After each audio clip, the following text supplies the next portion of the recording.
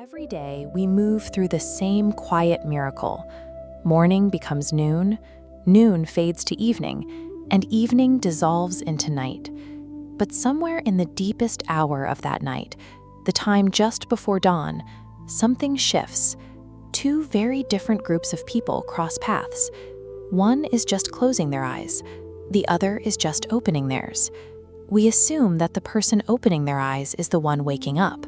But there is a type of sleep that has nothing to do with closed eyes. It is the sleep of old habits, the moments where we operate purely on instinct and memory. This state of sleepwalking makes us passengers in our own lives.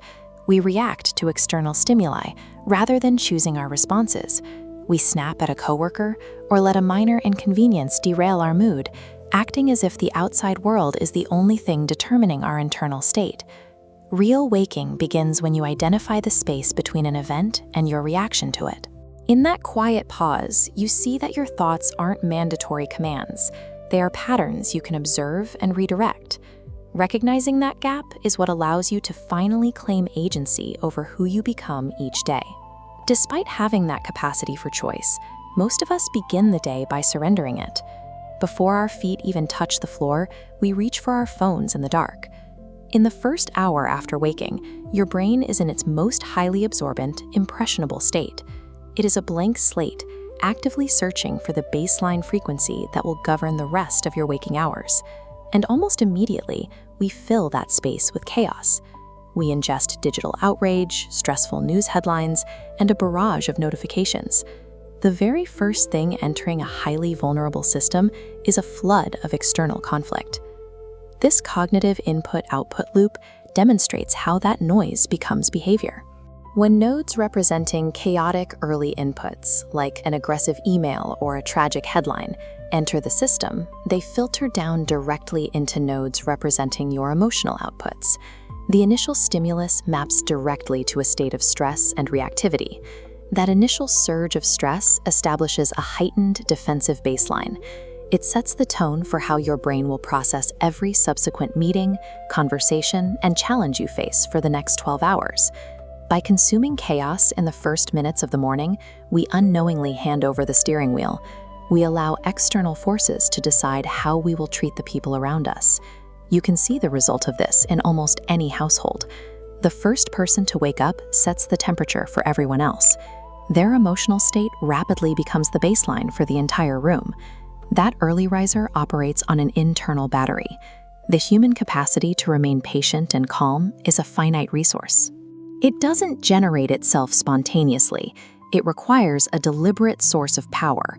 This comparative chart tracks that internal battery under two different conditions. On the left side, immediate digital interaction. Scrolling feeds right out of bed causes rapid depletion before the day has even started. On the right, isolated stillness generates a steady, gradual charge. When that battery is drained, you begin to produce emotional pollution. A reactive, exhausted state bleeds into everything you touch. If you cook while replaying an old argument in your head, that anxiety seasons the meal as much as the salt does. This pollution scales outward. It moves from your internal thoughts into your physical home environment, and eventually follows you into your workplace. Unexamined anxiety is contagious.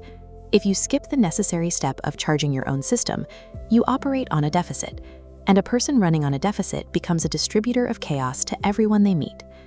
The countermeasure to this cycle is a specific boundary. It requires dedicating exactly 1 hour of quiet stillness every morning to yourself, before any external inputs are allowed to enter your mind. This 60-minute window creates a rigid system interrupt. It deflects incoming noise, preventing it from establishing your cognitive baseline for the day. By securing this buffer zone, your brain boots up cleanly. You transition into a proactive state, driven by intent rather than external demands. In practice, you delay the news, focus on your breathing, and delete toxic messages without absorbing them. Isolating these 60 minutes provides the structural reset necessary to strengthen your emotional resilience for the remaining 23 hours each day. The real test of this proactive state happens in the middle of the afternoon, when you inevitably encounter workplace friction or interpersonal conflict. When your battery is charged, you gain the strength to maintain a vow of gentle silence. This is the capacity to notice someone else's mistake or hear a piece of negative gossip and choose not to repeat it. This network diagram shows how that choice halts emotional contagion.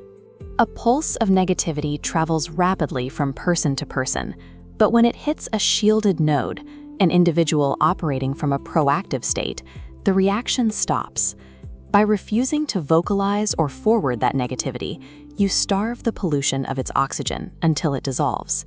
When you master your morning hour, you stop being a conductor for other people's stress. You become an active psychological shield for your entire community. To see the impact of this system, commit to this interrupt for just 7 consecutive days. You have to protect this new habit the way you would guard a small flame in a chaotic wind. You cup your hands around it, deliberately blocking out the noise, and don't let the world blow it out before it has a chance to grow. The calm, grounded version of yourself isn't something you have to build from scratch. It is the version that surfaces when the external noise is held at bay. That resilience is already there. It is simply waiting for you to carve out one intentional hour a day to let it show up.